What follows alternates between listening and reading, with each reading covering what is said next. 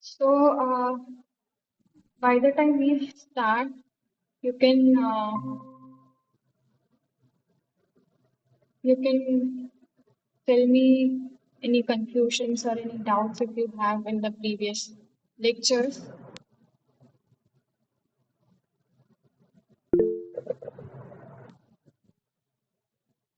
Um, yes.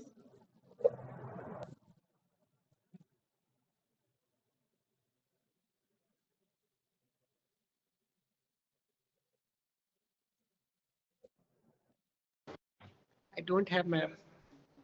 Okay. Thank you.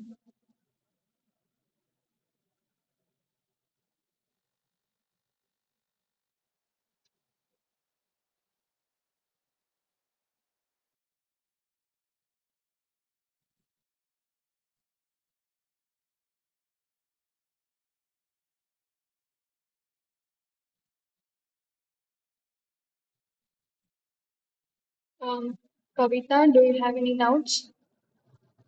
No, ma'am. Okay.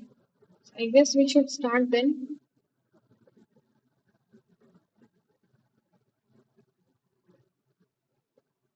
Yeah. So let me. I have shared my screen. Kavita, can you just tell me if my slide is visible? Yes, ma'am. Okay. So, till the last class, we had discussed about what is environment, what is what do we get from environment, like how privileged we are by getting such a beautiful earth on which we are able to live and all the basic necessities we have.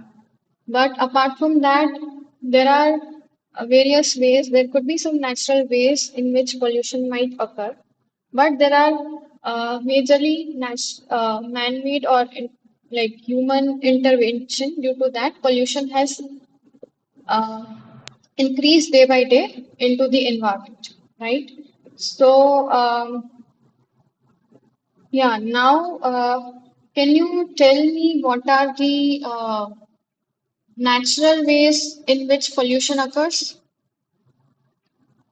Like what could be the natural sources for the pollution or for the contamination pollutants to enter into the atmosphere?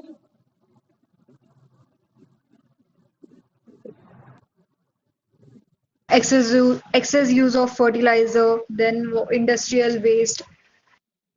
Yeah, those are, they are due to human intervention. Can you tell me some naturally occurring or natural phenomena that can result into pollution? So you might be knowing that there could be two ways. One is naturally occurring phenomena that could also result into some pollution, and another is due to human intervention. So can you like what you told was correctly for human intervention? Can you tell me for the one where natural phenomena also plays a role? Forest fire. Yeah, you are very correct. Thank you. So, as you correctly mentioned, there are various ways due to human intervention as well as due to natural phenomena like forest fire. Another could be volcanic eruption that results into pollutants which are emitted into the atmosphere. Now, these pollutants they have hazardous or toxic impacts in the form of various types of diseases, in the form of some like disability and harm to the environment. So, such pollutants, it is very important to understand what type of disadvantages or what type of toxicity it spreads into the environment, to the living organisms, and so on. So, here we need to know what is the impact due to each pollutant, and that is why uh, government and various law-making bodies they end up making standards for various pollutants that enter into the environment. So those standards could be, firstly, it could be for human uptake.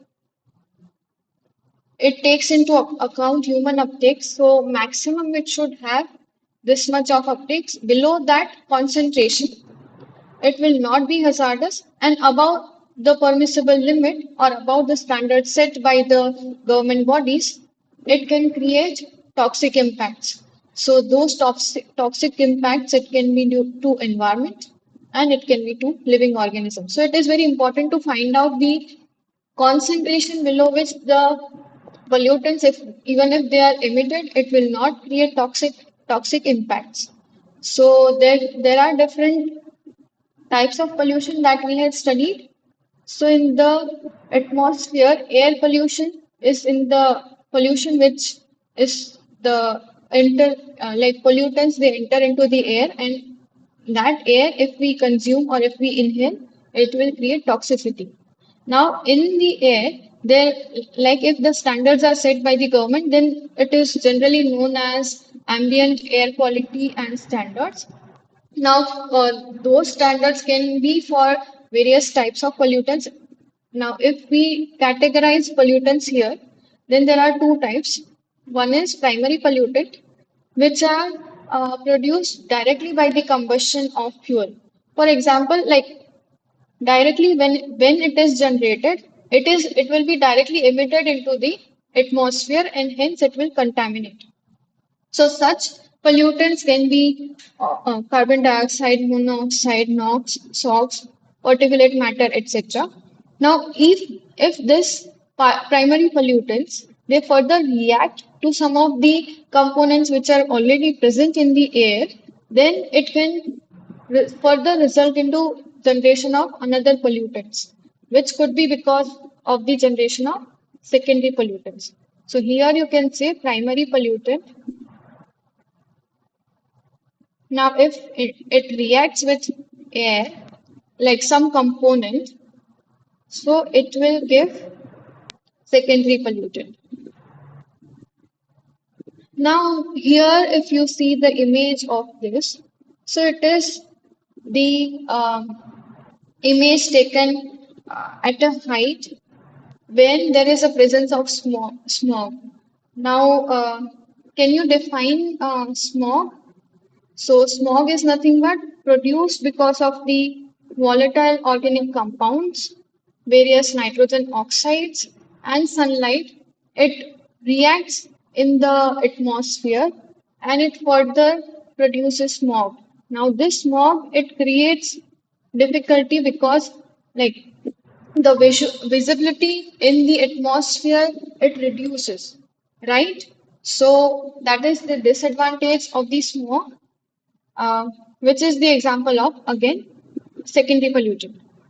Now, there are various bodies which have set standards for air, like pollutants that should be present, or the concentration of pollutants that are maximum allowed in the atmosphere. Such standards can, earlier the law formed was National Ambient Air Quality Standards, after which Central Pollution Control Board, which is the government body handled by the central government of India, which imposes various standards for the emission. For example, if there is an industry which produces electricity, or it burns the coal, it produces electricity. Now the exhaust or the stake or the chimney which it will have to release all the gases from that power plant.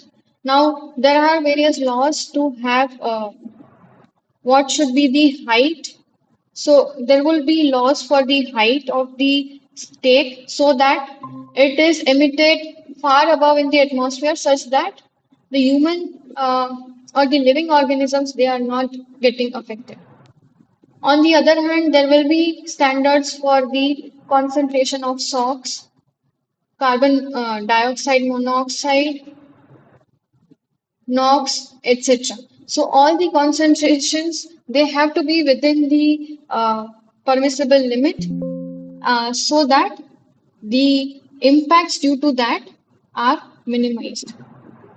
Is it clear so far?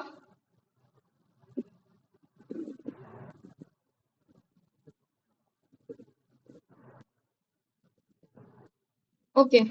Now, these standards may vary depending on the region of emission. For example, there could be some higher amount of pollutant which might be allowed near the industrial zone.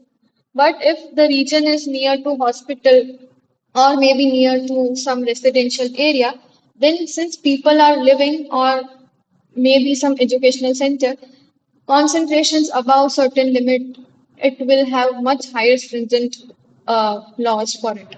Okay, and government has made rules to monitor the concentration every like timely, like it can be 8 hour based, it can be 24-hour based, it can be there are other norms by which these concentrations should be within the permissible limits. Now, this was all about what should be the concentration in the atmosphere of in the air. Now, there are laws for water quality standards also. Now, if we talk about water pollution, it is already there, but can you list or can you tell me or give me examples of water pollutants? Maybe you can give me the example of chemical or heavy metals which result into water pollution. Maybe you can give me the example of some organics. You can give me the example of those.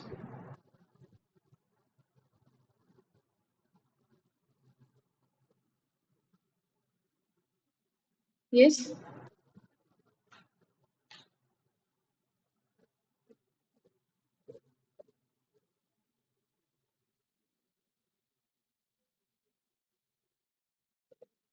Yes, Kavita.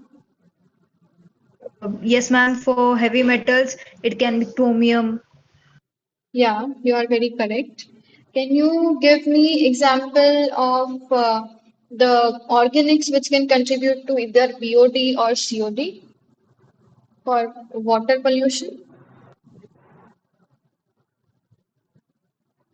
Do you have any idea of those?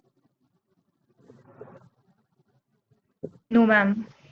Okay. So you might be knowing of like organic is nothing but a chemical which has carbon, hydrogen, oxygen, and nitrogen mainly. Like nitrogen is also there, but carbon, hydrogen, oxygen elements are present. And apart from that, the organics, it can be, for example, if there is a textile industry and it dyes the fabric in it, so the dyes, it has like carbon, hydrogen, and oxygen. So such organics, they end up into water and those contribute to BOD and COD. Another example could be, pharmaceuticals where drugs are involved. Another example could be pesticides. Okay, so all these compounds, they are nothing but organics which end up into water and they are nothing but uh, they require oxygen for their degradation, right? Or some of them might not even be degraded, right? So special methods might be required for the removal from water. Because if you consider a water which is colored in nature because of the presence of organics like dyes. Obviously, you will not consume such water because you know it is very harmful, right? So, similarly, here we should know, like, depending on the physical, chemical, and biological, we should know what all uh, pollutants are present and what is the maximum tolerable concentration such that it is not harmful. Because water is the basic necessity of our body and we will not be able to live without water. But that water is required to be clean so that uh, we do not, uh, like, there are no diseases spread because of that water. So first and foremost, type of pollutant present in water could be due to physical pollutants. It can be due to suspended solids. Now, what can suspended solids result into? It can result into water being cloudy, or it can cause haziness in water. Like it will not, like you will not be able to see through the water. Okay. Further, there could be because of dissolved solids, or there could be because of dissolved salts. Temperature also plays a very important role. Apart from this, uh, the odor, color, taste, it plays an important role. For example, if you would be knowing that chlorine is added for the disinfection of water in many places, right? So now if chlorine is added in higher concentrations at some point, then it results into some typical odor. Also, the taste of water is a bit different. So you will not be comfortable in having such water, not only because of taste, but higher concentrations of chlorine is also not good for our health, right? So in such manner, it is all related, and we should all see what are the permissible limits. For example, if there are chemical pollutants, for example, let me say arsenic, which is a heavy metal present in water. So, arsenic should be below 0.01 ppm. Now, this, if arsenic is present above this concentration, then obviously it is not good for our health. Then, if I talk about uh, color, then obviously it should be colorless. Now, if we talk about biological contaminated water, then microbes, E. coli is a way in which we measure the microbes present in or bacteria present in water. So if we talk about the E. coli concentration, then it should be zero, because it is a bacteria which can cause various diseases, which can cause our health to adversely get adversely impacted. Uh, I guess it is here. Yeah. So all these permissible limits of each of these pollutants, they are mentioned in detail in the lecture. Now further, water is found to have various ions. It can be because of calcium, it can be because of magnesium, sodium, potassium, anions like car bicarbonates, carbonates, sulfates. Now, these are the common ions. There could be some other ions also, for example, zinc, iron, etc. Now, now for any uh, matrix, you would be knowing that the sum of, like, there should be a stoichiometric balance. Okay. Now, if we talk about water, then sum of all the cations or sum of all the anions, it should be like the cations and anions should be same. Now, that is known as nothing but ion balance. So, sum of cations equals to sum of anions. That is nothing but known as ion balance. So now if there is, like, there might be some imbalance, but that should be within the permissible limit, because there could be some calculation error and so on, or measurement error. So that should be below 5%. Okay, so to calculate what is the difference or what is the imbalance, whether they are equal or not, or whether they are within the acceptable limit, this percentage balance error should be calculated, which is nothing but this formula. Now, these ions can further be found to have, even if they are not hazardous, but Some of these ions are found to create hardness in water. Now, hardness is mainly due to calcium and magnesium, but some other ions that can result into hardness in water is strontium, iron, etc. Now, these hardness, what are the drawbacks of it? Can you list down them?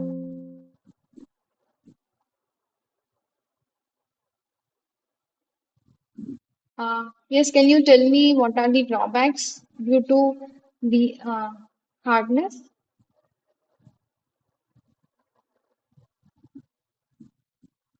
Excess amount of salts are present. Yeah, very true. So hardness is because of the excess amounts of calcium and magnesium salts. Now, can you tell me uh,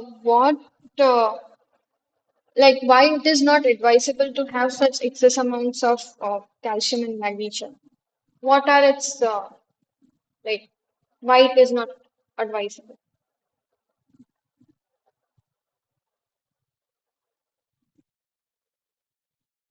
Ma'am, didn't get your question.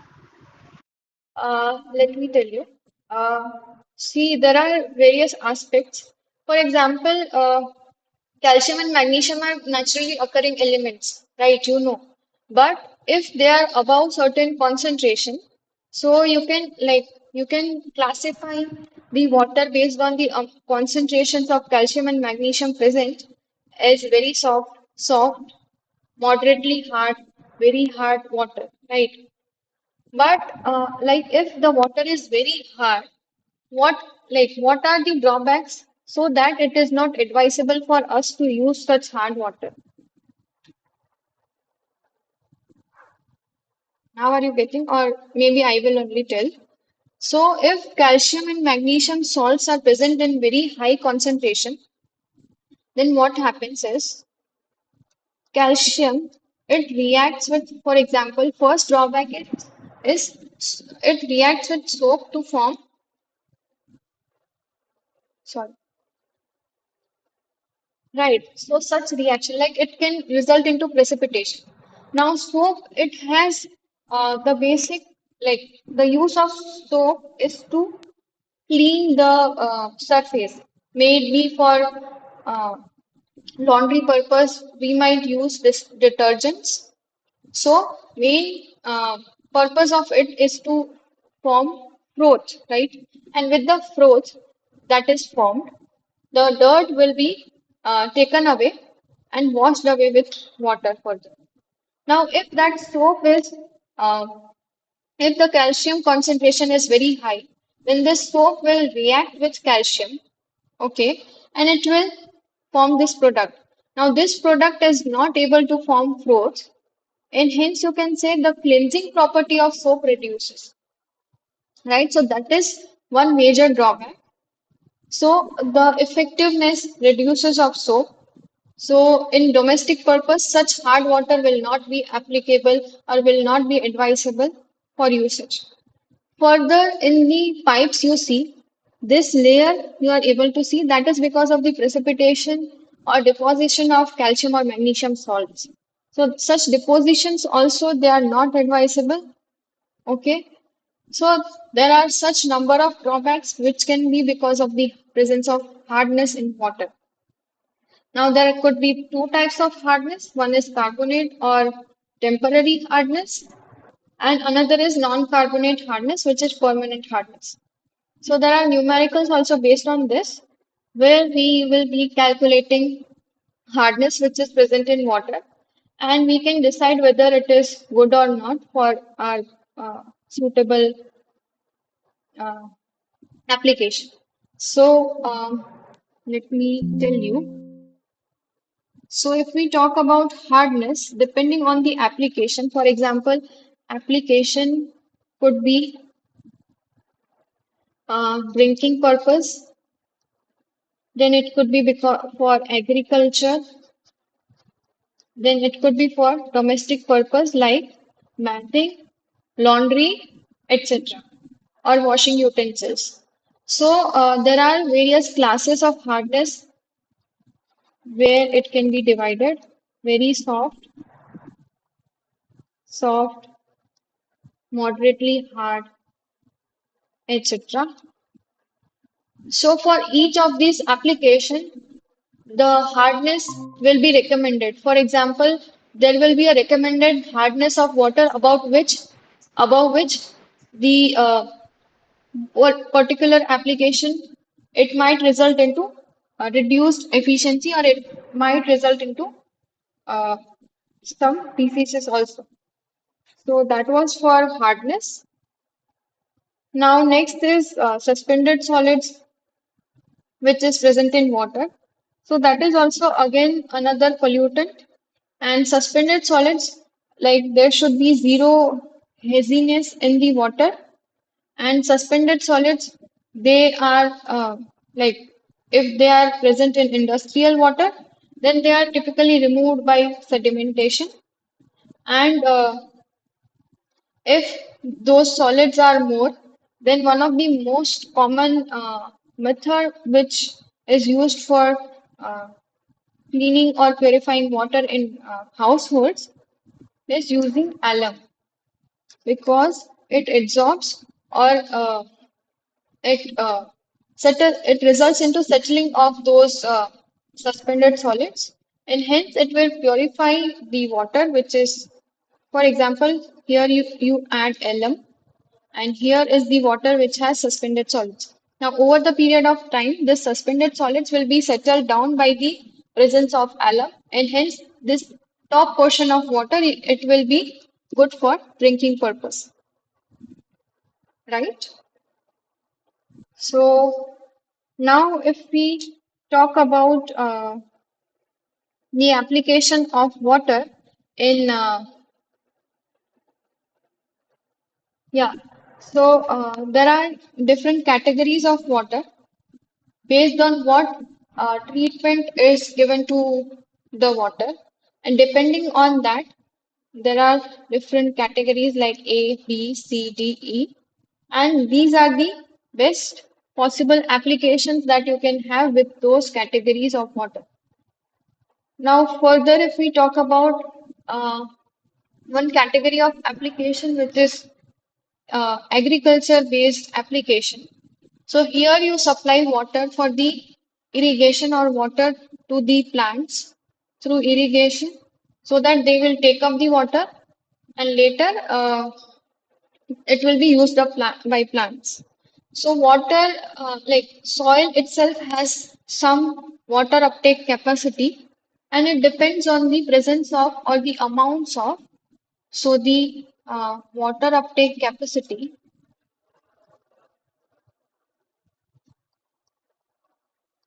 it depends on the soil porosity,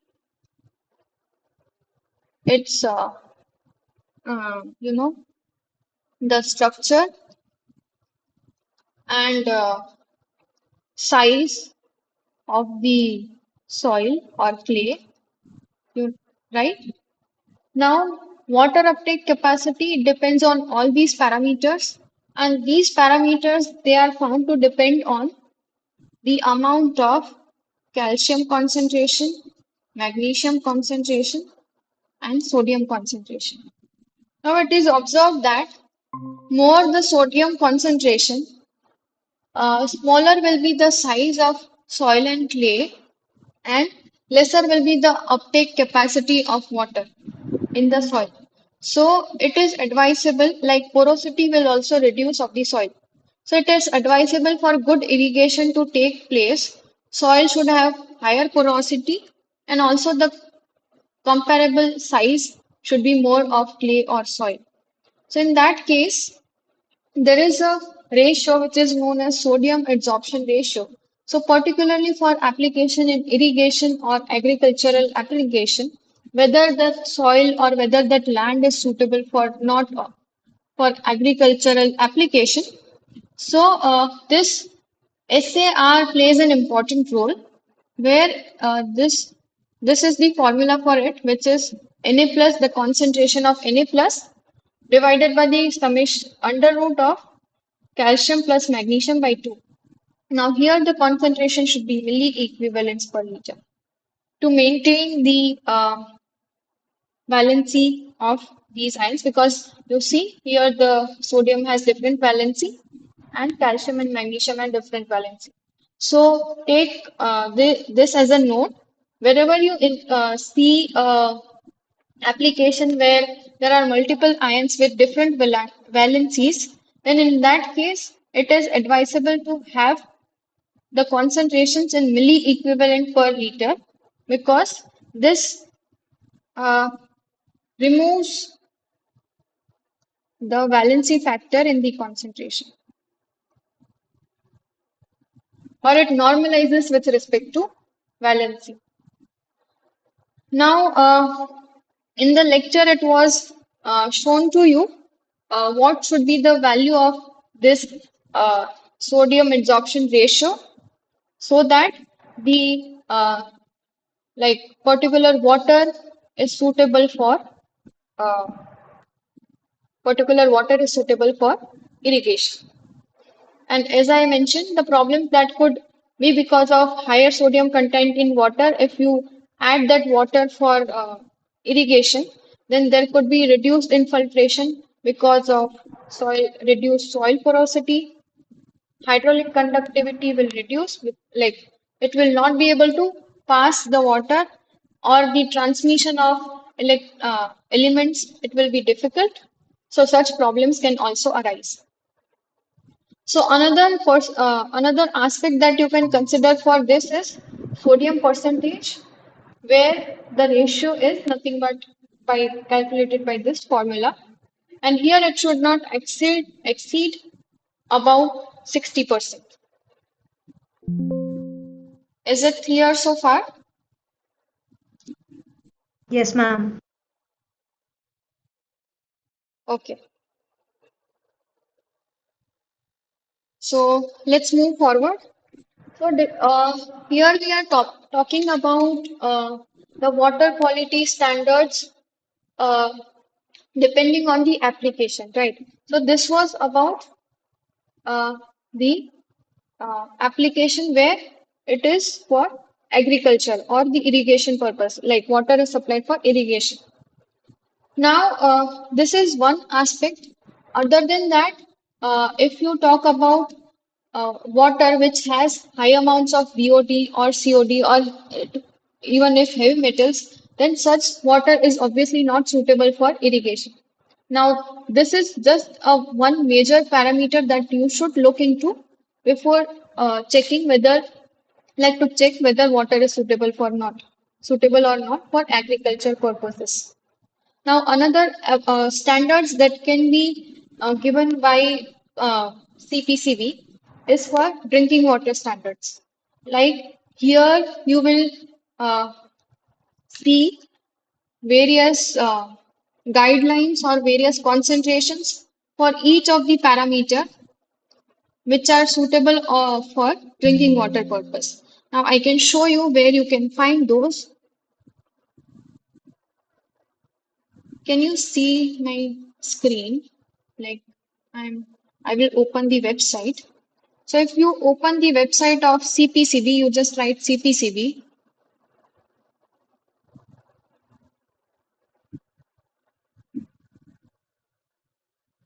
Sorry.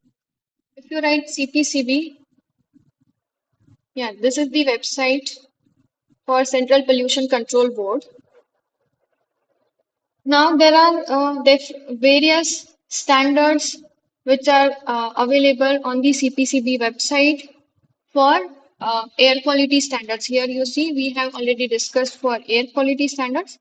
So this is the document for air quality standards, and we had discussed that what should be the concentration of each of the pollutants. So you can see here the concentration of SO2, which is measured in every 24 hours or maybe per year, then the concentration should be within this limit, right? So for all the pollutants which might be present in the atmosphere, the concentrations are given.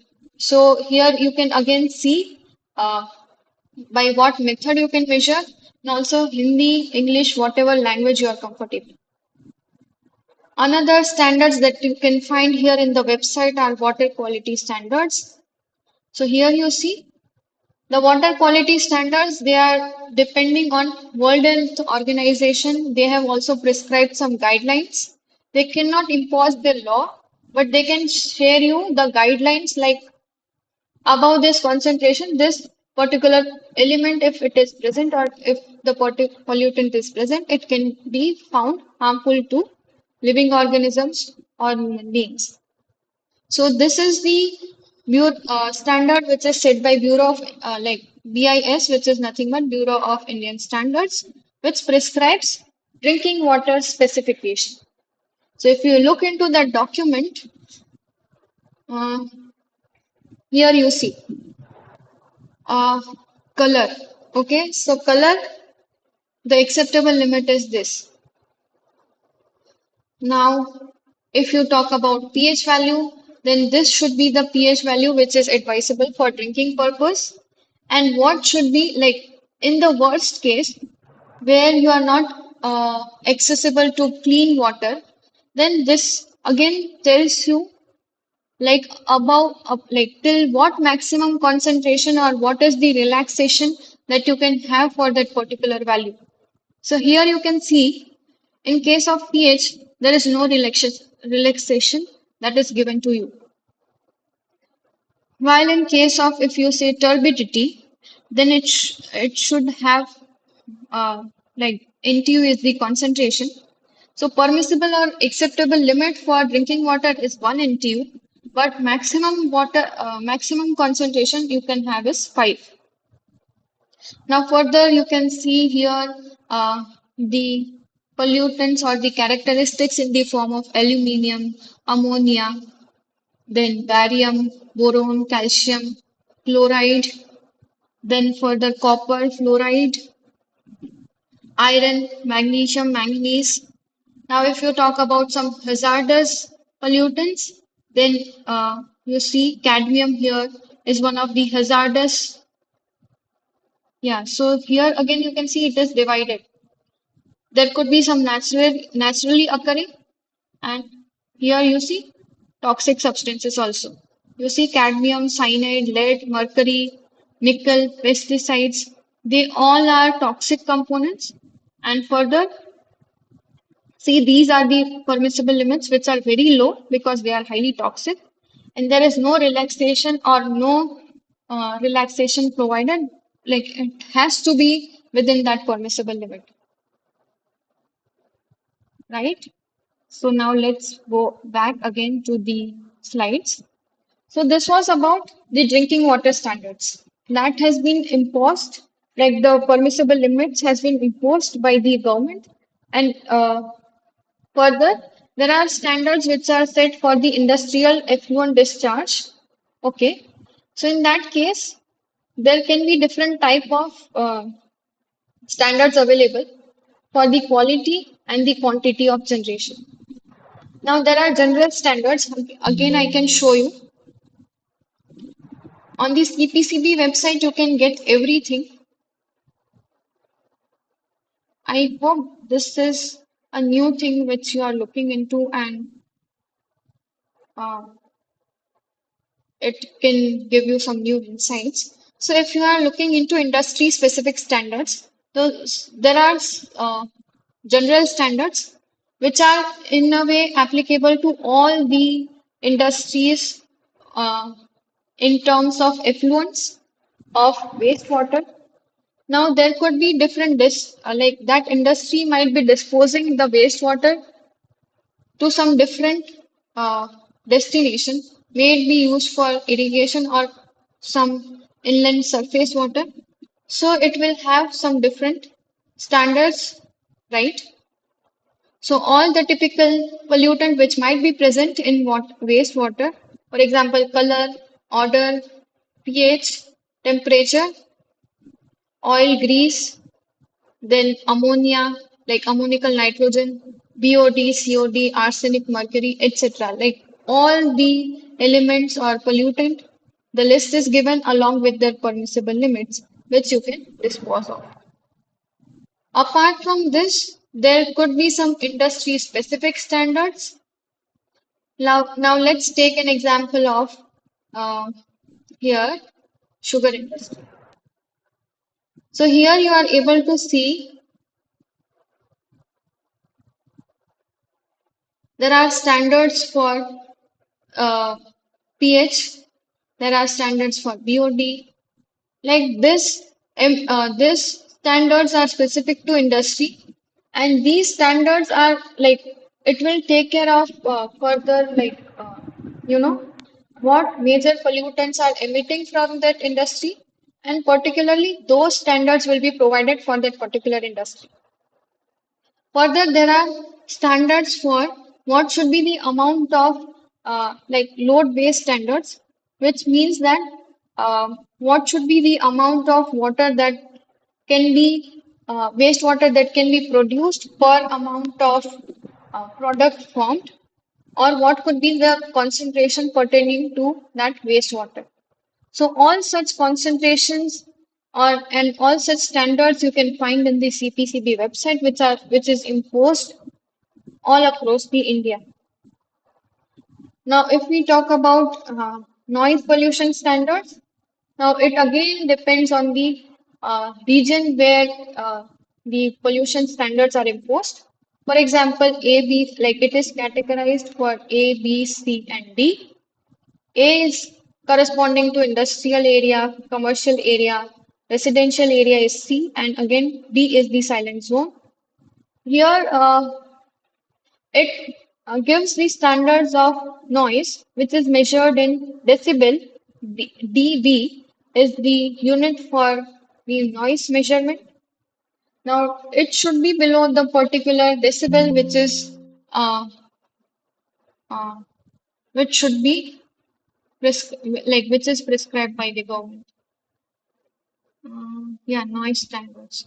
So here you see for vehicles and airports, for generator, there are different standards for noise as well, right? And apart from this, there are vehicle pollution standards as well.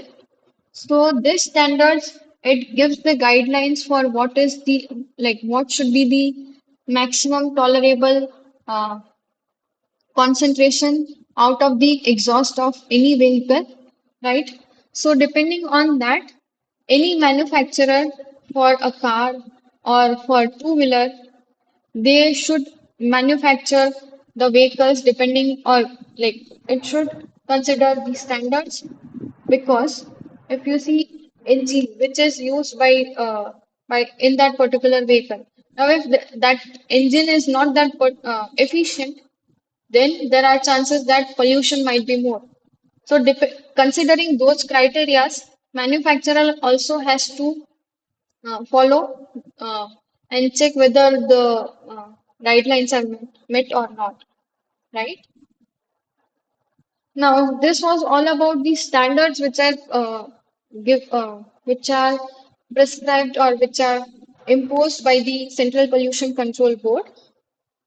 Now, to next comes the question is how do we measure each of these pollutants so that we can know whether it is below the permissible limit or whether it is acceptable to us or not.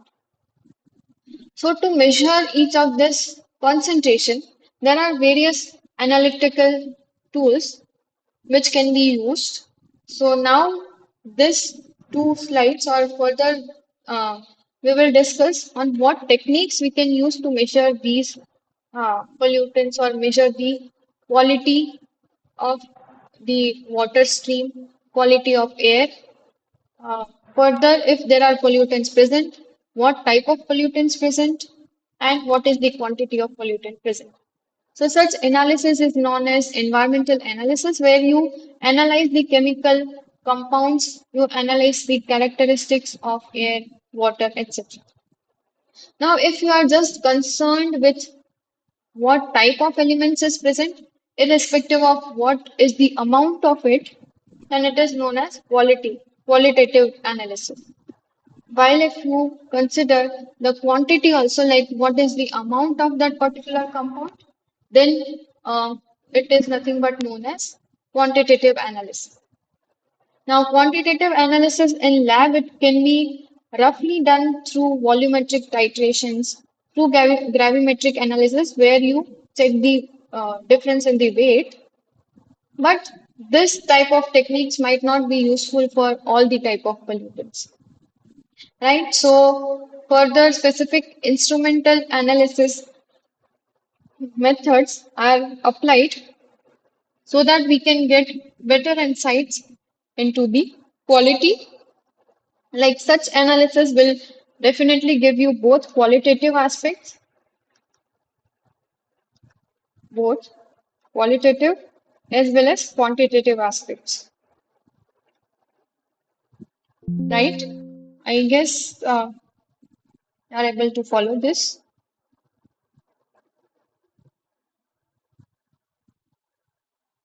Yes. Manas,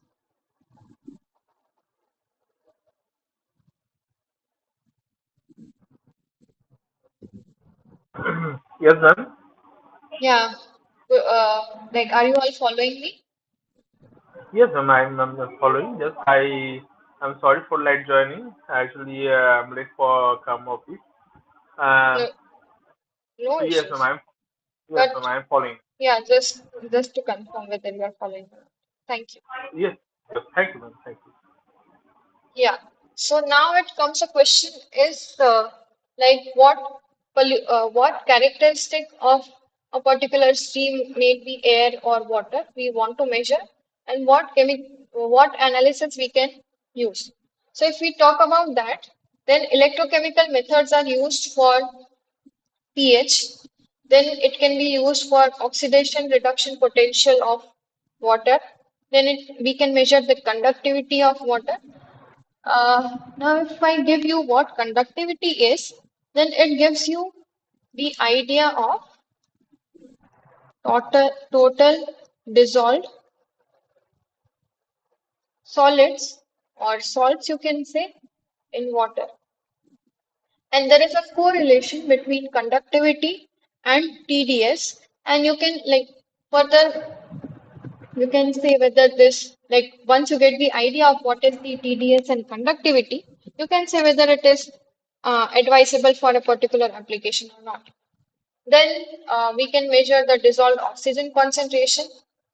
Here again, there will be uh, permissible limit for this also.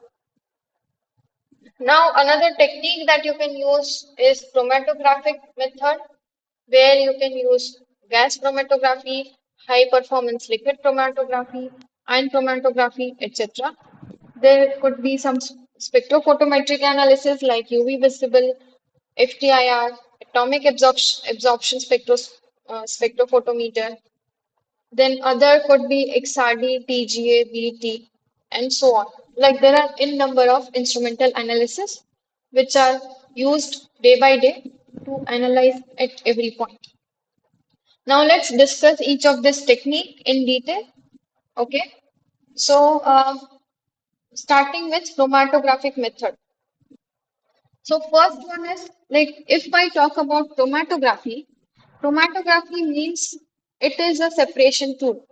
Say for example, if you have in components present in a stream. Now, if to analyze each of these components individually, we need to first separate them. Okay.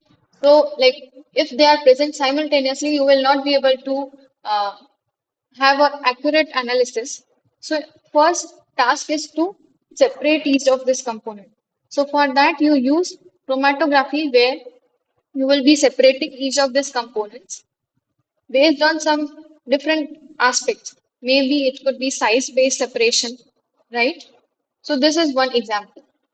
So here gas chromatography is used for volatile compounds or low molecular weight compounds where if there are n components present, then firstly, if this is the column, then there will be a stationary phase present in the form of packed bed. And here there will be a mobile phase which carries all the components along with it. Now, higher the interaction, better will be the rate. Okay, so if your component is uh, having higher affinity towards this phase, so more the affinity, more will be the interaction, and it will have slower, rate of travel. And so depending on the interaction type, amount of interaction, each of these components will be separated at different points. Further, if one component is having higher molecular weights or more mass, then its rate of travel will be slower, and again it will be found here. So by this way, you will get, and next is a detector connected. So you will be able to find different peaks at different times, right?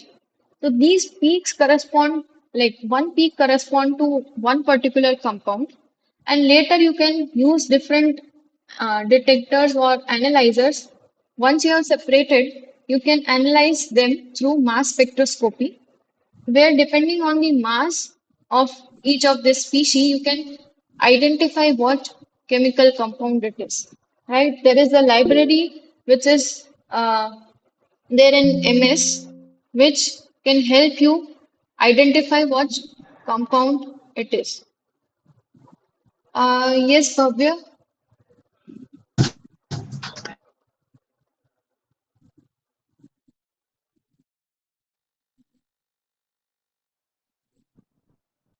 Okay, so I guess he is not responding.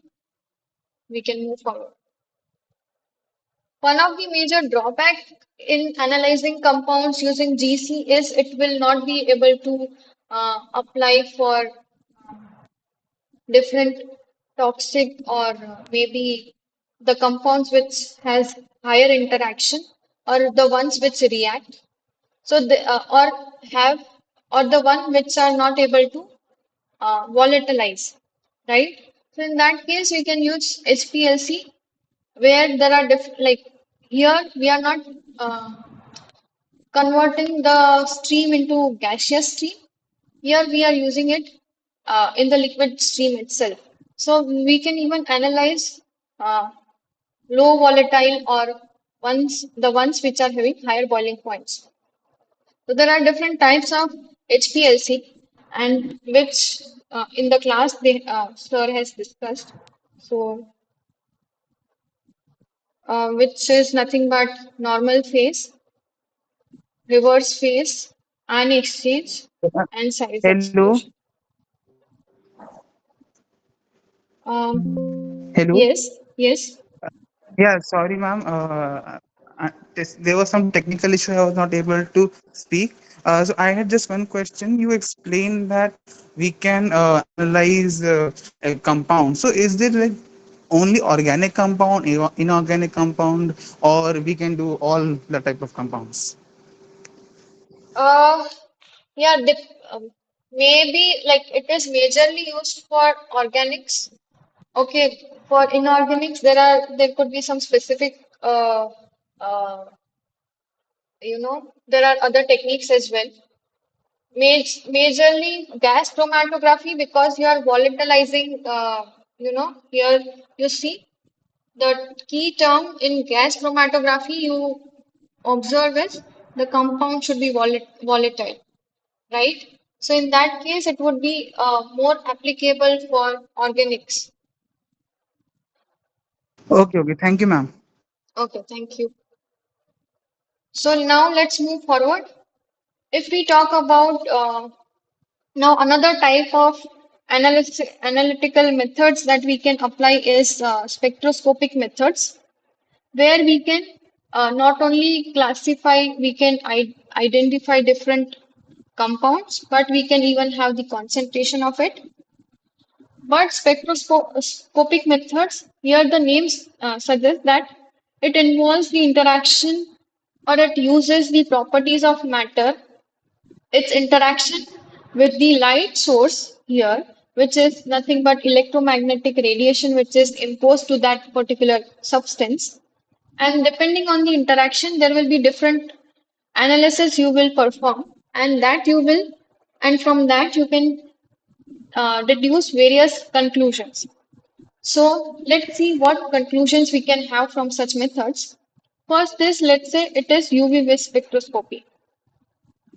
Now here it uses UV and visible light for determining different types of compounds which are present in a sample. For example, there is a water sample which has a particular type of dye which is rhodamine B, which is typically written as RHB. Now this rhodamine B, it has a particular color, and more the rhodamine B, higher will be the color. So it will absorb a particular light. So now if light is incident on this water sample, now depending on this concentration, it will absorb certain quantity of light and emit the rest, right? So what is the amount of light absorbed? It is calculated in this UV visible spectroscopy. So the amount of light absorbed, it depends on mainly the concentration and the path length, right? So in this case, you see it follows the Beard-Lambert law. But the position of sample, which means the path length is same. So here you can say amount of light absorbed will depend completely on the concentration. So higher the concentration, there are chances that more the light will be absorbed. So firstly, you will prepare a calibration curve for concentration versus absorbance. You will have y equals to mx plus c uh, by fitting. Okay, so you will get a correlation between absorption and the concentration, which is x here. You will have one m term and c term. C, right? Now for the unknown sample, what you will do? You will get the absorption value, and from that you will calculate the concentration. I hope it is clear how we can calculate the concentration of any unknown in a solution.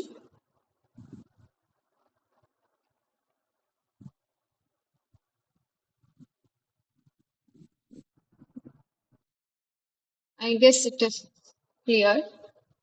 So if we talk about the instrumental part, then yes, someone was trying to speak.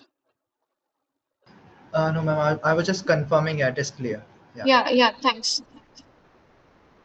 Okay, so if we talk about what instrument, like what are the components in that instrument so that we can do such analysis.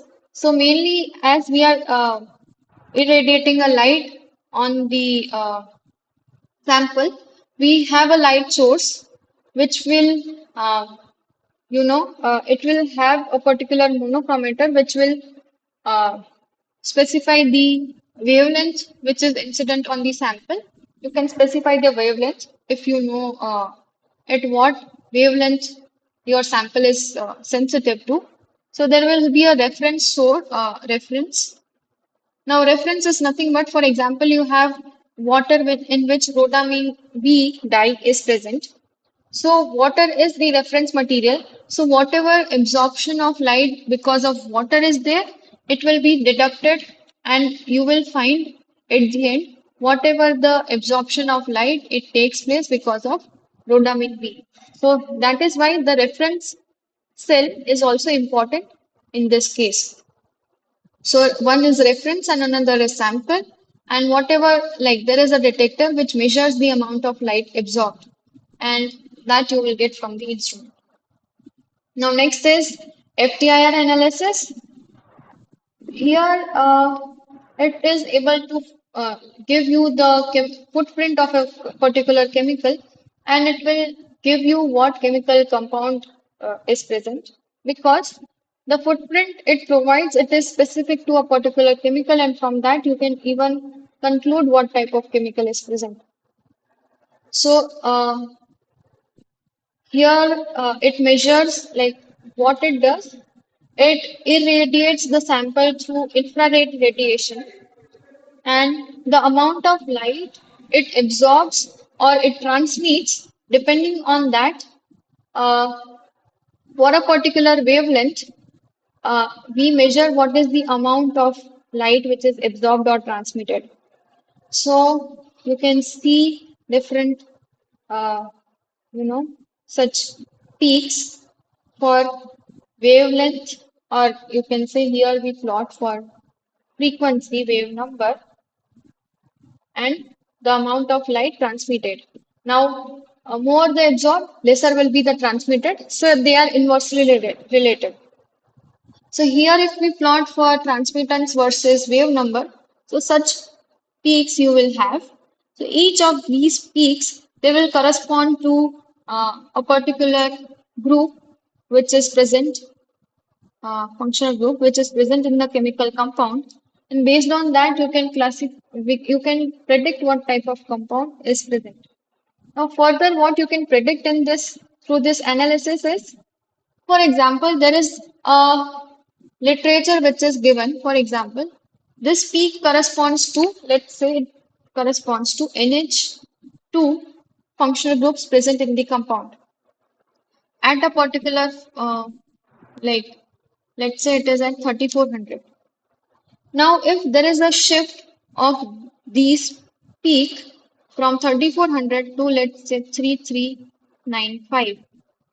Okay, so such small shift also, it means that after, like, this is part one before some interaction.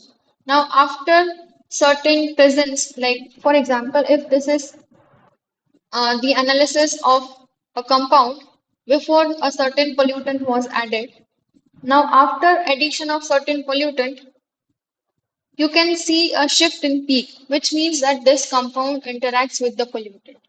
So such interactions also you can predict, and interaction is through this amino group which is present in that chemical, right? So based on this, like such predictions you can make through this FTIR analysis. So that's it for the classes which were covered during the last week. Now let's move towards the assignment. So this is the sample assignment for week 3 course lectures. The first question is, uh, match the following characteristic of water with their cause. So can you please match and tell me what could be the answer? Now color is caused by which of the following probable reason?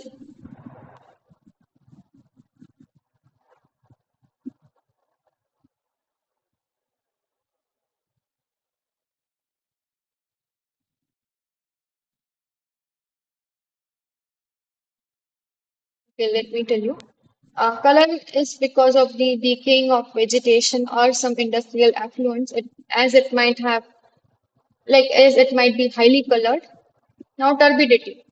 Turbidity is nothing but the haziness or cloudiness in water, and which could be because of the presence of the suspended solids in water. So for Q it is 1. And dissolved solids is nothing but because of the salts. So here you can say it is because of calcium and magnesium salts or minerals. So for T it is 3, Q it is 1, and R it is 2. So yeah, you can, this is the option. So this is like question pertaining to what is the permissible limit of uh, pH for drinking water. Can you tell me?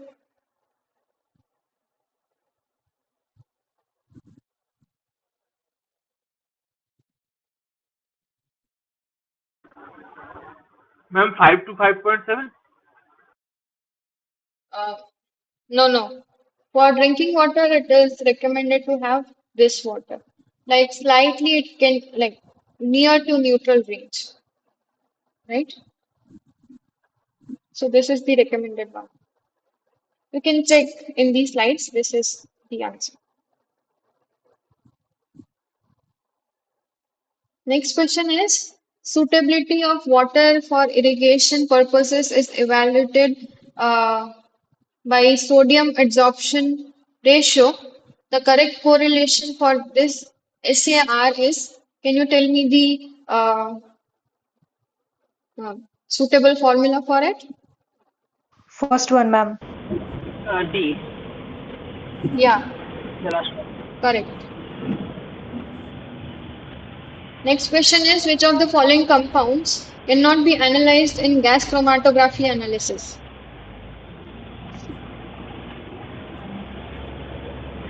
Low molecular Last weight. option. Here you need to say which cannot be analyzed. So I guess some of you told for the ones which can be analyzed. So can you just correct yourself?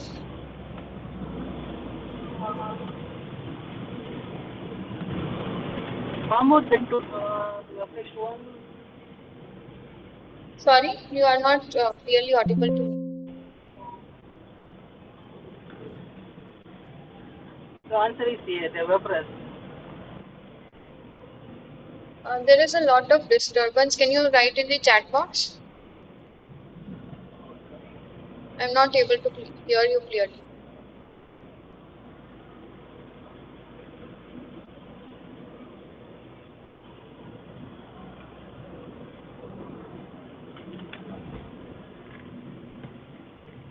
Um,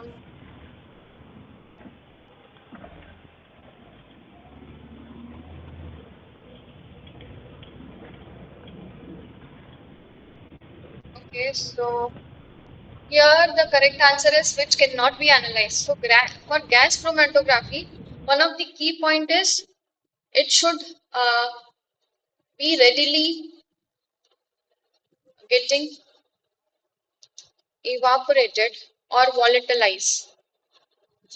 So the ones which are not able to vaporize, those cannot be analyzed. So this is correct answer. Now, if it reacts, then what happens? If it reacts, then we are not able to see what actual compound it was present. We will not be like whatever we can find out through that separation, it will be some different compound. So we will not be able to analyze reactive compounds as well. But obviously, low molecular weights can be easily characterized. So both A and B is the correct answer. Did you get my point? Yes, ma'am. Okay, thank Yes, you. ma'am. Yes, ma'am. Okay. So now let's move to next question. Match the type of HPLC with their specifications.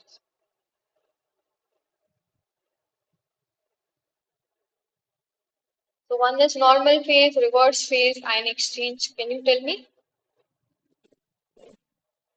So if I tell you, then if you want to remember, normal phase is the one where the column is packed with polar. Okay, and so since column packing is having polar nature, so the opposite nature has to be with mobile phase, which is option 2. Now reverse is reverse to normal phase, which means the column packed here will be non-polar, while the mobile phase will be polar in nature. So option 1. An ion exchange is some ionic groups packed in column with mobile phase in having buffer solution. So correct answer is P2, Q1 and R3. Next question is, which of the following is the disadvantage of HPLC? So if we look into the options, then HPLC is highly efficient instrument. So not only it gives you with efficiency, but the results are also very accurate. But obviously, such sophisticated instruments are very costly. So cost is the major disadvantage. So these two are correct. The disadvantage will be cost. Now, DANCE is the study of the properties of matter through its interaction with various types of radiation of electromagnetic spectrum. So, can you tell me which method uses interaction between matter or the sample and electromagnetic radiation means the light source. Spectroscopy. Yeah, you are very correct. So spectroscopy is the correct answer. Next question is FTIR full form is dash.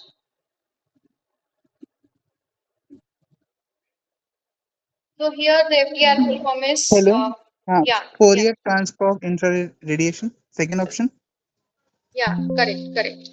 Uh, so can you simultaneously tell me what, like, why do you uh, why do you name it why it is named in such a manner, Fourier transform of infrared radiation? So do you know the logic behind it?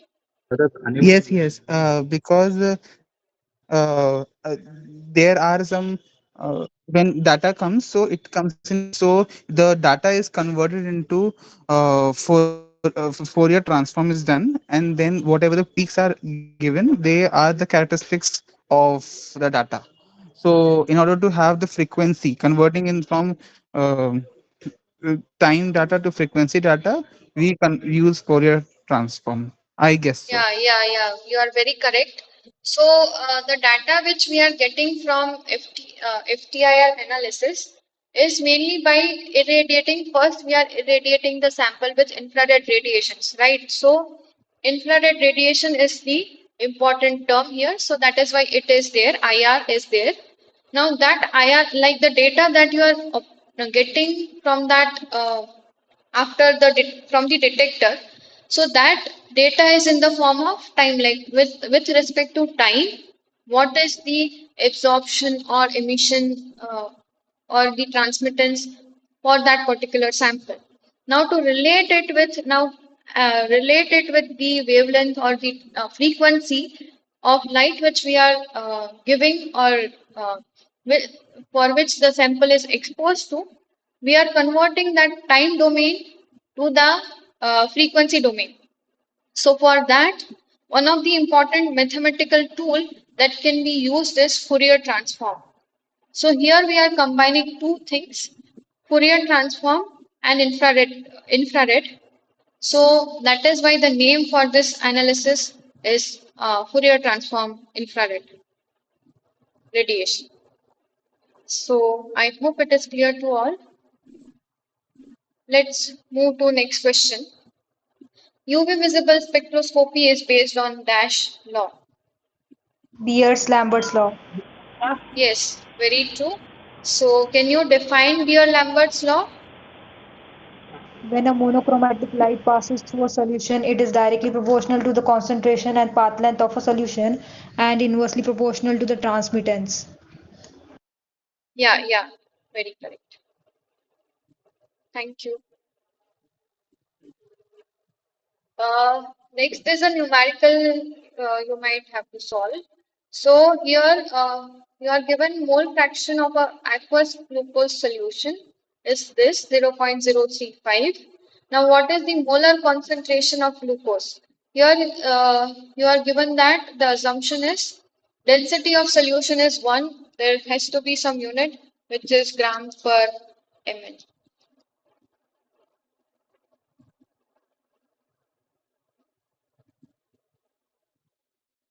Can you give me glimpse or hint how we can solve?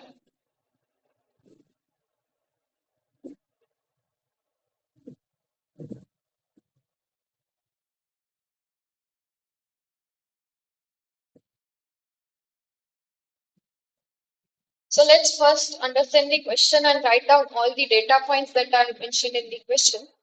So here you are given mole fraction, right, in the question of aqueous glucose solution. So it means that the solution aqueous means the solvent here used is water and glucose is present in this concentration. Like the mole fraction is 0.035 for glucose. Now if you want to define what mole fraction is, so if we are defining for glucose, here we for glucose we are using this G term. So it is moles of glucose per unit total moles. So that includes here. So solution has nothing but two components, water plus glucose. So the total moles will be of moles of water and moles of glucose. So moles of glucose plus moles of water. Here, let's say it is represented by W. So let's take a basis that total moles present in the solution are, let's say, 1. Okay, so 1 mole is solution is there. So out of that 1 mole, mole fraction means per unit 1 mole, what is the amount of moles of glucose present in the solution? So 0.035 moles of glucose will be there in 1 mole of, like 1 mole total solution, right? Now, since there are only 2 components, out of total 1 mole, since 0.035 moles of glucose are there, so rest amount of moles will be of what? That will be nothing but water. Okay, so water, like moles of water will be nothing but 1 minus 0.035. Okay, so if you do the subtraction, can you calculate what is it? 1 minus 0.035, it should come 0.965 moles. Are you getting till this point?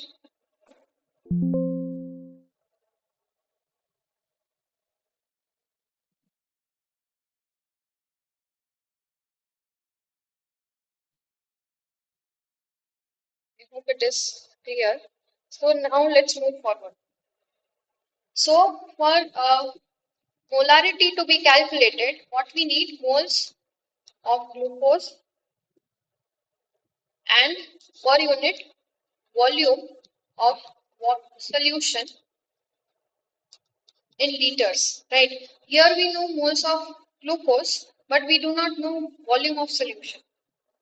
But what indirect way of calculation we are given here is moles of water, from which we can calculate the volume of solution. And here we can use density, like hint is given to you is density we are given. Okay, so first let's calculate what is the mass of water. That is nothing but moles into molecular weight. So now the molecular weight of water is 18 and its moles are 0.965. Calculate that. So it is 0.965 cross 18, which should come out to you as 17.37. Now the unit of molecular weight is nothing but gram per mole. And since these are like 0.965 moles are there, so this mole will get cancelled out. And the mass of water is nothing but 7.37 and its unit is in grams. Now to find out what volume of water is present, you can utilize its density, where 1 gram of water will have 1 ml volume. So what if 17.37 gram is present? So its volume will be, since 1 gram has 1 ml volume, so it will be 17.37 ml solution. Now this is in ml and we need volume to be in liters. So what we will do, let's put moles here 0.035. Now here the volume is in ml.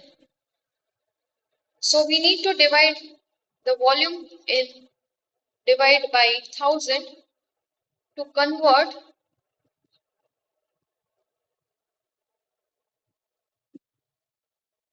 so 1000 ml per liter.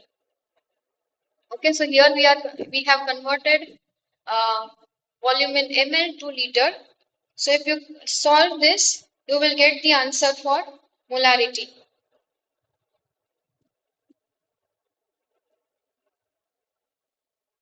So answer to me, if I calculate, it is coming to me as 2.0149.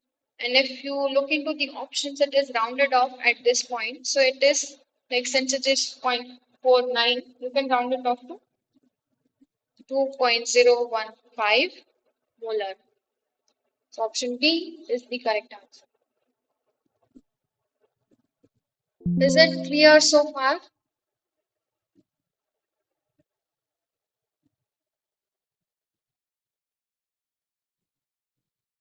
Yes, was the calculation clear to you all?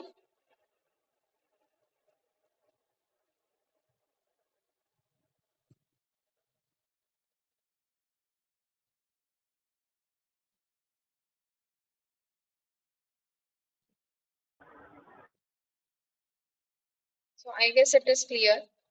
Now, time is still pending, so we can in deep discuss the tutorial numericals also. Or if you want, you can come up with your doubts from the previous assignment that you were given. Like the assignment which I am discussing is a sample assignment.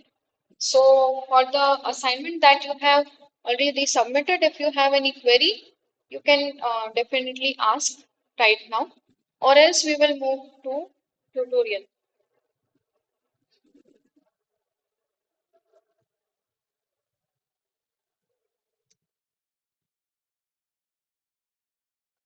Yes, Manas, Kavita,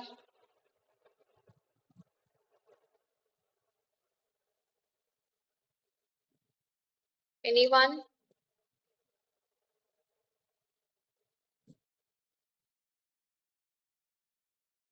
So I assume your assignments are clear. You are able to do your assignments. So let's discuss few numericals um, from the tutorial. So depending on the time that we have. So first question here you are given is find out the dissolved oxygen which is present in the aerated water at 25 degrees Celsius in a treatment plant for which uh, KH is given to you as this, and 1 molar O2 means 32 gram per liter. Now here this question relates like let me give you what is happening. So if there is this water phase and oxygen which is present at atmospheric pressure, so here it is 1 atmosphere of air, right? So that oxygen, it will, like water has some solubility for oxygen also. So depending on the concentration from oxygen, there will be some solubility also in water at a particular temperature. So that is why temperature also plays important role. So lower the temperature for gases, low temperature, higher solubility of gas in liquid. Okay. So this is a key rule or key law, you can say. So water, depending on the temperature, it will oxygen will have some solubility and it will get dissolved in water, which corresponds to DO concentration. Now, there is a law which predicts the concentration of gases in a liquid or water stream, and which is nothing but like it is a very famous law, which is known as Henry's law, which relates the concentration in liquid phase and the concentration or the pressure which is prevailing in the atmosphere or in the surrounding. And the KH here given to you is nothing but known as Henry's constant. So that law suggests that concentration in liquid phase is not related as like it is proportional to the pressure or the partial pressure you mean to like, because partial pressure is nothing but a representative of the concentration in the atmospheric phase, and here we are converting it into the corresponding liquid phase concentration. So if you remove this proportionality constant, then the constant that comes into picture is nothing but Henry's constant into partial pressure. Okay. So here, since it is oxygen, we have represented as oxygen. Now, what is the partial pressure of oxygen? Now, in air, which is at 1 atmosphere, oxygen present is 21 percentage. Okay, so for 1 atmosphere, 21% of it will be 0.21 atmosphere oxygen partial pressure will be there. Now you know KH, which is given to you in question, and partial pressure of O2 we have calculated or we know. So if we put up both the values, you know the concentration. Now here you need to see concentration of is like KH is given to you in molar per atmosphere. So the concentration of oxygen in water you are getting is in molarity concentration.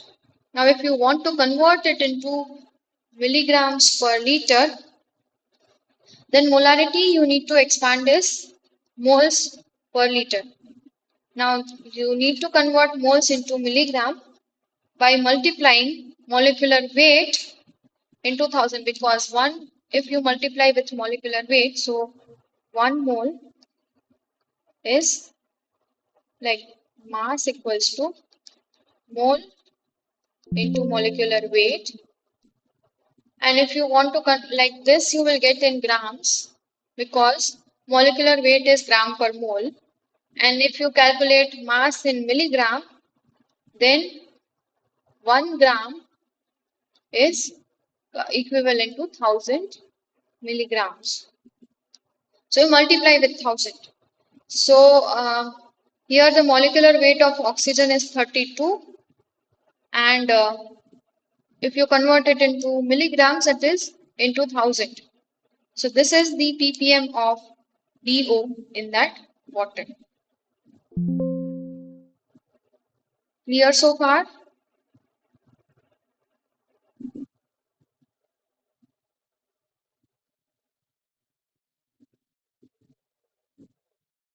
Let's move forward. Next question is acetic acid or vinegar is oxidized to carbon dioxide and water by microbial action. So here the reaction that is taking place, so it is an organic which is present in water.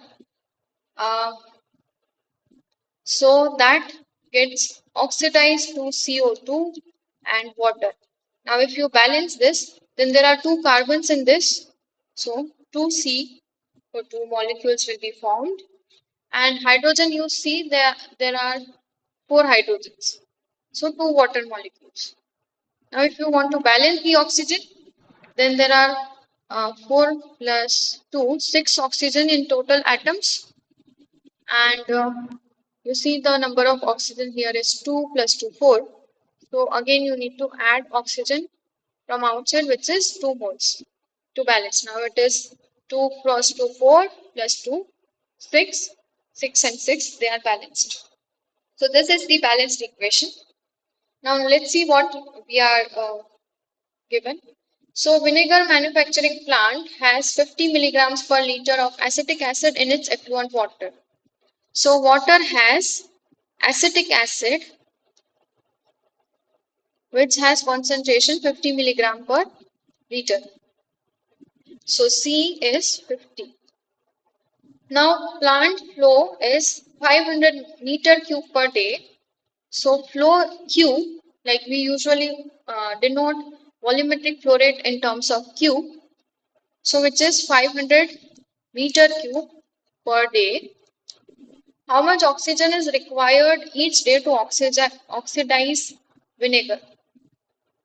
So you need to calculate the amount of oxygen that will be required on a daily basis for the complete oxidation of vinegar.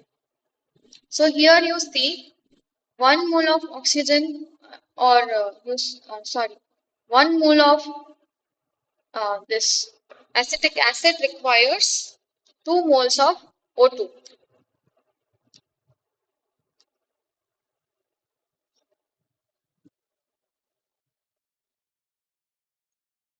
right? And if we write in terms of weight, then the molecular weight of acetic acid is 60. So 60 grams of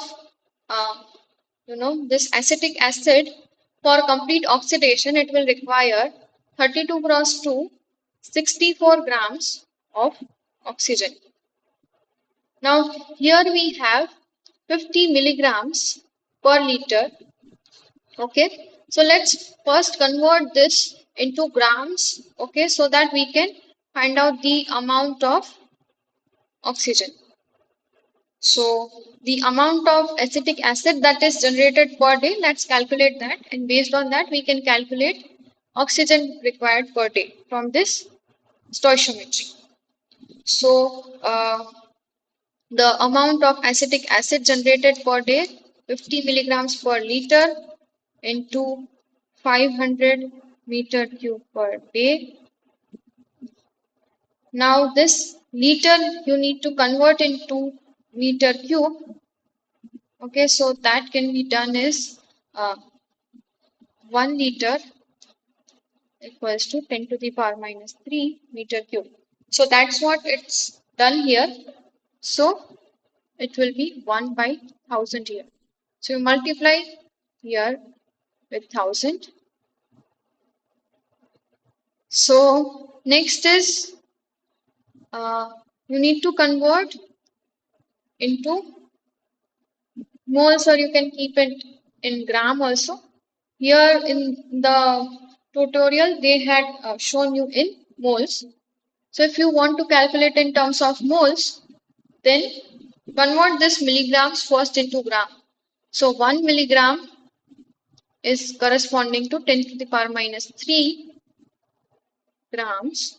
So divide it by 1000. 50 by 1000 grams into 500 into 1000 meter cube per day. Now convert this grams into moles of acetic acid by dividing it with molecular weight, so which is 60. So this will give you per day 417 moles of acetic acid is generated.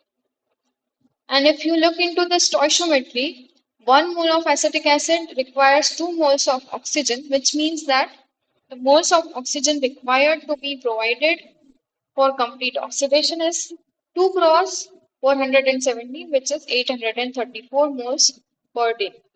Now, by multiplying with its molecular weight, you can calculate uh, the oxygen supply per day in gram or maybe in kg. Like for gram to kg conversion, the factor is 1000. 1 gram is uh, like 1 kg is 1000 grams. So you divide this by 1000 to get this many kgs. Next question is if 500 milligrams per liter of ethanol, a biodegradable compound, is completely oxidized, the theoretical oxygen demand, chemical oxygen demand, ultimate BOD 5, total organic carbon to be calculated. So let's first write the stoichiometric equation. So for C2H6O to form CO2 plus H2O by adding oxygen. Can you balance this equation?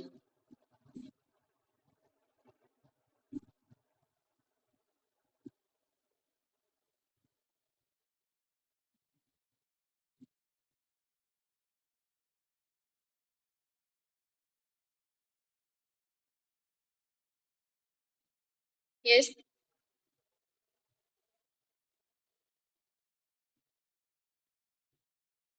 Can anybody help me how to balance this equation? Like it is very basic, but even if you want, I can balance.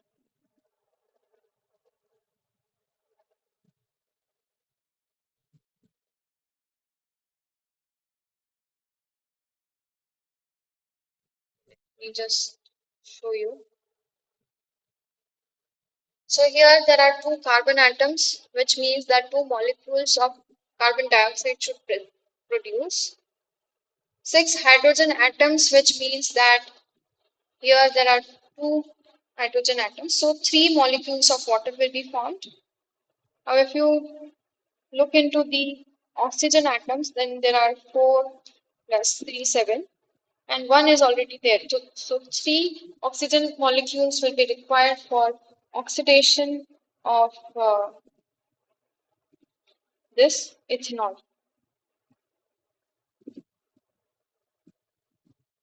Now, once you have found out that this is the like based on the stoichiometry, whatever the amount of oxygen that will be required, that is nothing but theoretical oxygen demand.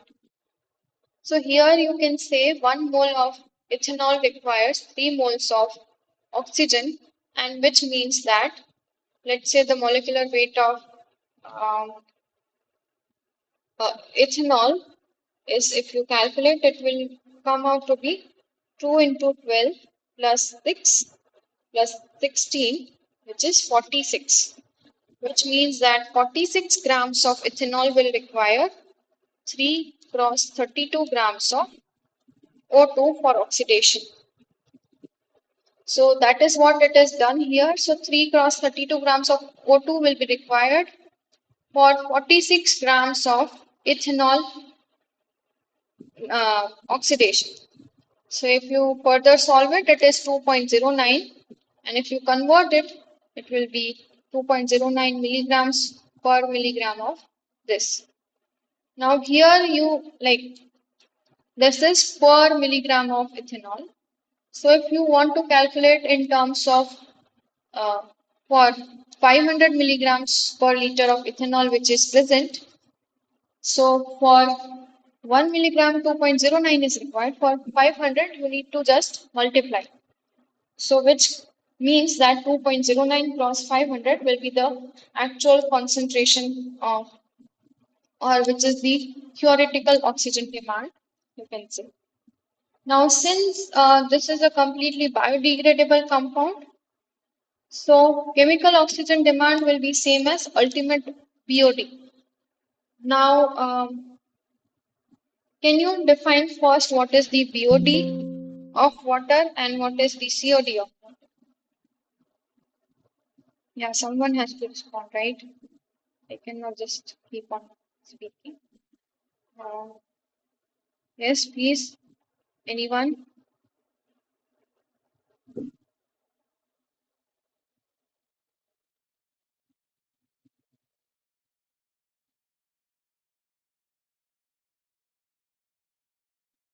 Yes, so let me tell you.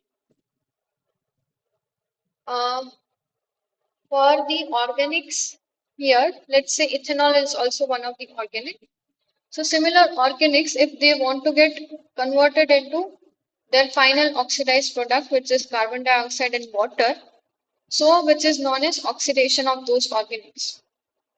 Now there are methods to find out in water what is the concentration of organics in present. So there is no direct measurement, but you measure in terms of what is the oxygen requirement. Now if that oxidation occurs in the presence of microorganisms, like microorganisms, they are able to degrade that compound into CO2 and H2O. So the oxidation of organics in by microbes. So for the organics which are easily oxidized by microbes, the amount of oxygen that will be required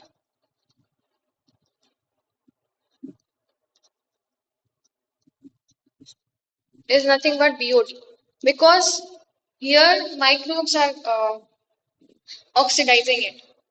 So the corresponding oxygen required is nothing but BOD. So it is a measure of the amount of organics present. Now further, what does ultimate mean here? And there is one more term which is BOD5.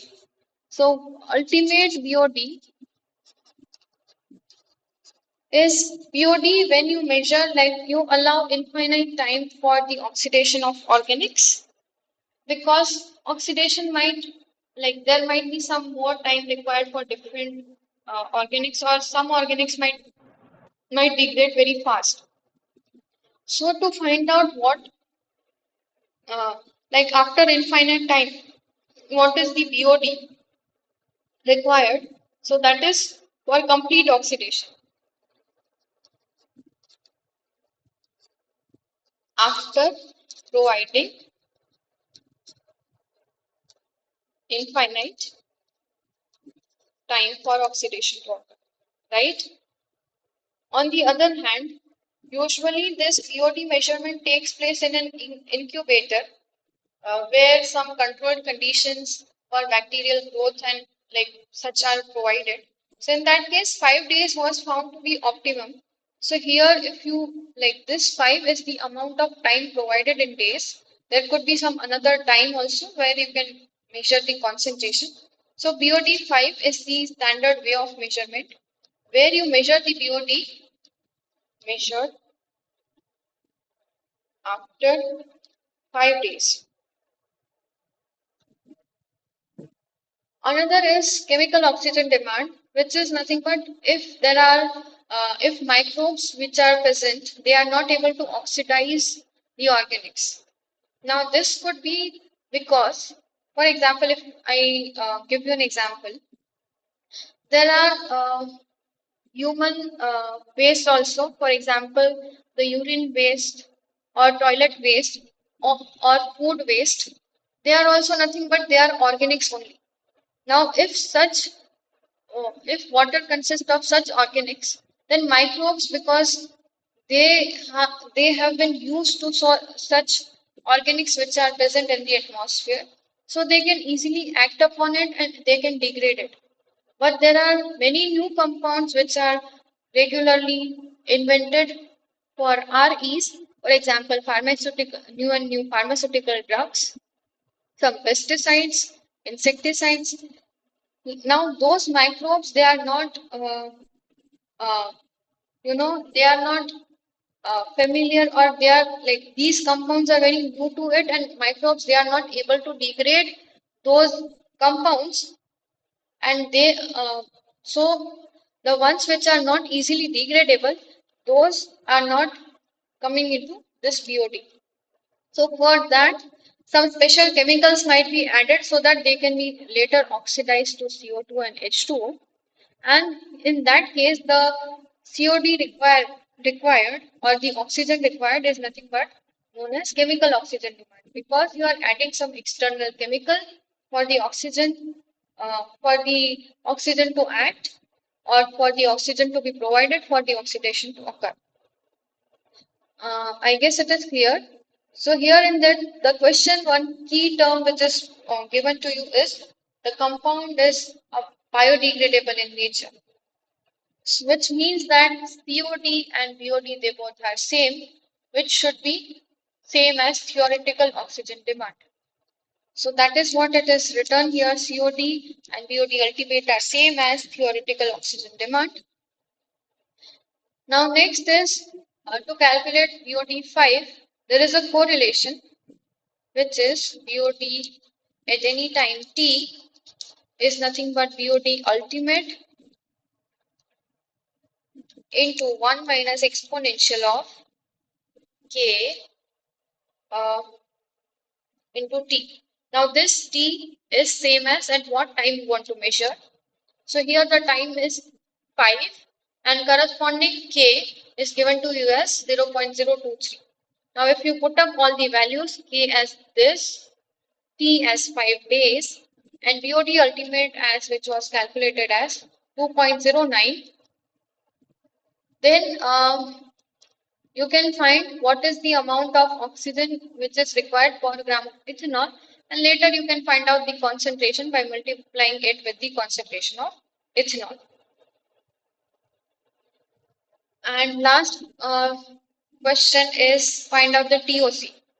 Now TOC is the total organic carbon which is present in the water, which is nothing but out of the 46 gram of this ethanol, the amount of carbon is contributed by 2 cross 12 grams of carbon. Okay, so 2 cross 12 grams of carbon is present for 46 grams of ethanol, which gives you TOC value. Okay, now if you convert it in concentration, so for 500 milligrams per liter of concentration, the TOC is 260 ppm. Now next question is reported concentration of mineral water is uh, described in the question. Calculate the hardness of water in milligrams per liter. Uh, Now let's calculate. So all the ions concentration is given and hardness. So for that you need to consider only calcium and magnesium. So these two you need to calculate. And hardness is always measured in terms of milligrams per liter of calcium carbonate because you see it has standard molecular weight, which means that it is easier to interpret. So let's calculate. So first we need to convert. I will give you just one example, later all other you can give two. So let's do sample calculation. So calcium concentration is given to you as 35 milligram per liter. Now to convert this concentration into this calcium carbonate, so first you need to convert this concentration into milli-equivalent. So milligram per liter to milli-equivalent, which means you need to divide this concentration by the equivalent weight. So equivalent weight of calcium is nothing but 40 is the molecular weight divided by the valency. Valency of calcium is 2, which is 20 equivalent.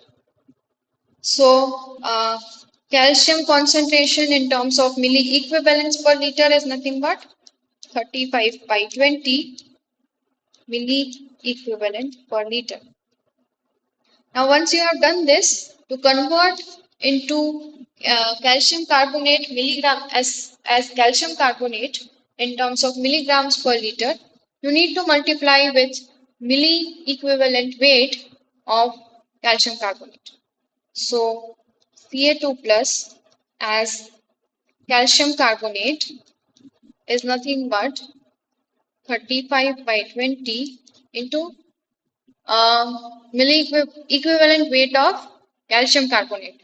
So that is nothing but the weight of calcium carbonate is 100 and valency in this is 2 of calcium or carbonate, anything. So it is 100 by 2, which is done here. So the concentration of calcium as calcium carbonate is nothing but 87.5. That is what we have calculated. Now similarly you can calculate for magnesium. You just have to take care of the molecular weight of calcium, which is 24, and total hardness you can sum the concentrations of due to calcium and magnesium, and you can find the total hardness of water as calcium carbonate.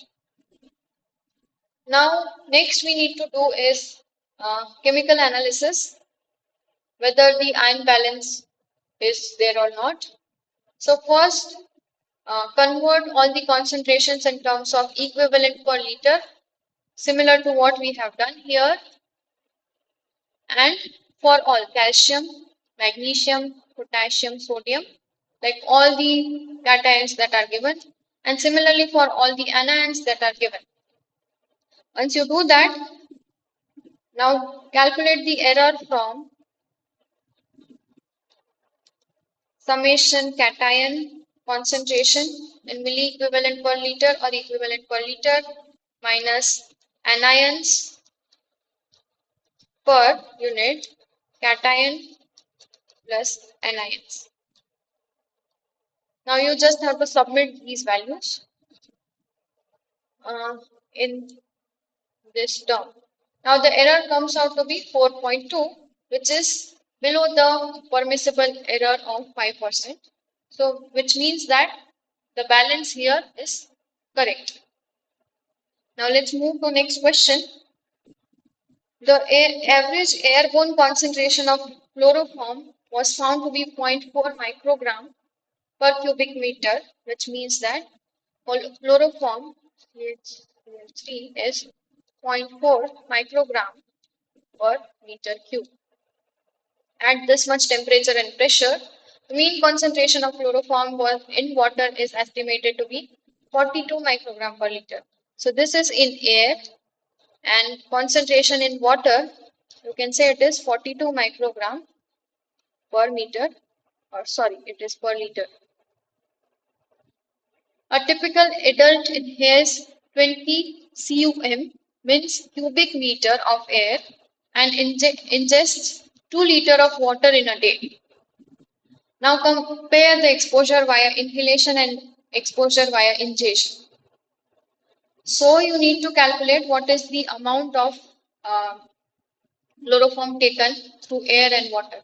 So let's do that. So air consumed per day is 20 meter cube, and here the concentration is per meter cube only. So multiply just this concentration with the amount of air consumed, which is 20 into 0.4, which is 8 microgram will be consumed. While if we take up that water, which is 2 liters, and here again the concentration is 42 microgram per liter. So you just need to, you do not have any unit conversion to do here. Just multiply volume with the concentration to give 84 micrograms. So the exposure to chloroform will be more through water consumption as compared to air consumption. Next question is concentration of thorium in particular sand is 0.04 microgram per liter. How much thorium is present in 1000 kg of sand? Bulk density of sand is given to you as 1650 kg per meter cube. So you need to calculate the amount of thorium present. So let's for 1000 kg sand. So let's take 1000 kg sand first. Now here per liter of sand, this much thorium is present, which means concentration is given. So we have a basis of 1 liter of sand, right? So firstly, we need to convert this 1000 kg of sand to volume, okay, in liters. So for which density is given, which says that 1650 kg per 1 meter cube, which means 1650 kg of sand is present in 1 meter cube sand. Okay, so if we have 100 kg sand, what will be its volume? So cross multiply this to find out volume in, sorry, 100 by 1650 to find volume in meter cube. If you do that,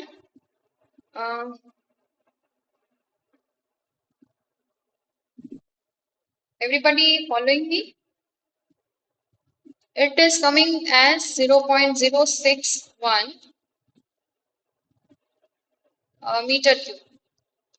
Now here you need to, like concentration is given in liters, so convert this meter cube into liters. So 0.061 into 1 meter cube is 1000 liters into 1000, which gives you 60.61 liters of sand. So for concentration, which means 0.04 microgram thorium in 1 liter sand. So now if you have 60.61 liters of sand, what will be the thorium amount? So that will be nothing but 2.42 micrograms. Let's move to next question. Mole fraction of aqueous glucose solution is dash 0.025. What is the molar concentration? This is similar to what we have solved. Now again there is an additional question, so that portion you can do. Again there is some additional question, which is mass concentration. So for that, once you have found the molar concentration, you just need to multiply this molarity into the molecular weight, which is for glucose, the molecular weight is, which has formula C6H12O6, molecular weight is 180. So multiply with the molecular weight to find out gram per liter.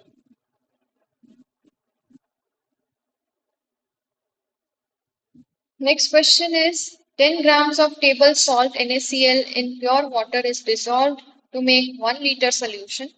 Determine for Na plus mass fraction, mass concentration, molality, normality, mole fraction in the solution. Okay, so here you are given 10 grams NaCl, 1 liter solution. Okay, so to find out first mass fraction, so which is nothing but mass of NaCl divided by total mass. Okay, so here you need to take the density of solution as 1. So, acha, sorry, determine for Na plus. So here the mass fraction in terms of Na plus. So you need to have mass of Na upon total mass. So mass of Na which will be present in 10 grams of NaCl will be nothing but, this is the molecular weight. So 58.5 gram has 23 grams of sodium. So 10 grams will have how much? Okay, such cross multiplication you can do, which will give you 3.91 gram sodium. Now convert it into mass fraction. So total mass will be 1 gram per 1 ml solution. Now since you have 1000 ml, so total mass will be 1000 gram. Okay, and multiply it with 100, so that will give you percentage. Now mass concentration is nothing but gram per liter, so that is nothing but 3.91 grams in 1 liter, which means 3.91 gram per liter. Molarity is nothing but moles per liter. So the amount of moles of sodium will be nothing but 3.91 divided by 23 moles in 1 liter, which will give you 0.17 mole per liter. And since here uh,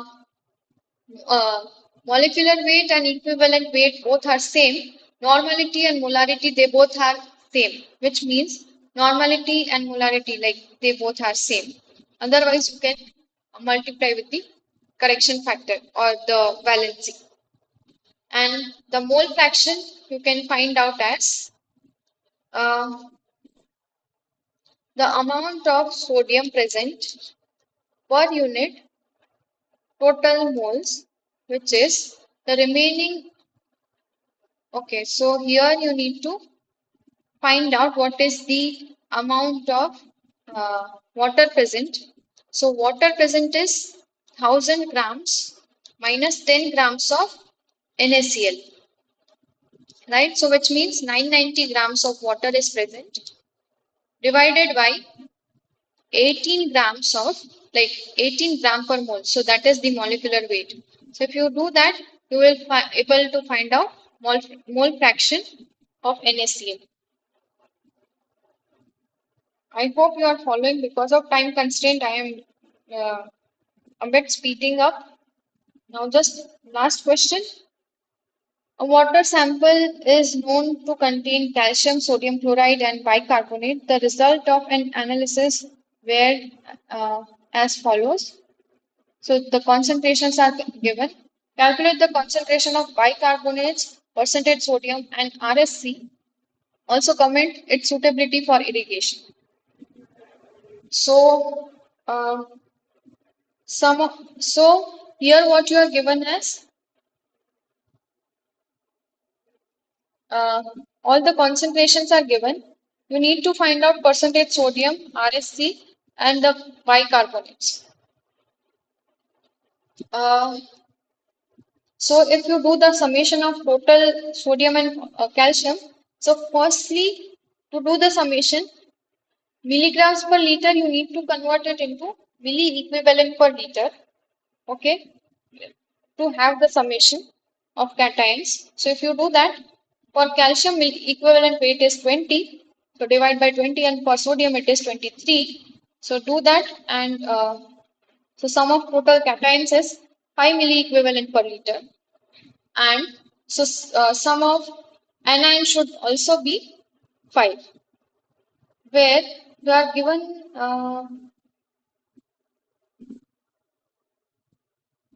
this is the chlorine concentration, right? So chlorine here is present as, if you divide with its equivalent weight, then 71 by 35.5, it will be 2 milli equivalent per liter. So to have ion balance, this will be, it is given to you as bicarbonate. Okay, only other anions are not present. So remaining anion will be nothing but bicarbonate. So you can subtract total cation minus 2, which is the chloride. It will be 3 milli equivalent per liter. Now you can multiply with its equivalent weight to find out its milligram per liter. Now percentage sodium is nothing but equivalent weight of equivalent concentration of sodium divided by entire concentration, which is nothing but sodium has here 2, and potassium and magnesium are not present, so it is just sodium and calcium, for which we have calculated the equivalent concentrations to be 3 and 2. So now if you do that, it comes to be 40%, which is lesser than 60% acceptable for um, irrigation. So it is suitable in this terms. And further, if we do RSC, then it is nothing but carbonate here, it is not present, while bicarbonate has 3 milli equivalent per liter concentration, minus the concentration of calcium plus magnesium. Magnesium is 0 here, while calcium has concentration of 3 milli equivalents, which is 0, which is again less than 1.25 milli equivalent per liter, which is permissible. So that's it for today from my side. If you have any doubt, you can tell me, or otherwise I can end this meeting. We will meet in the next class.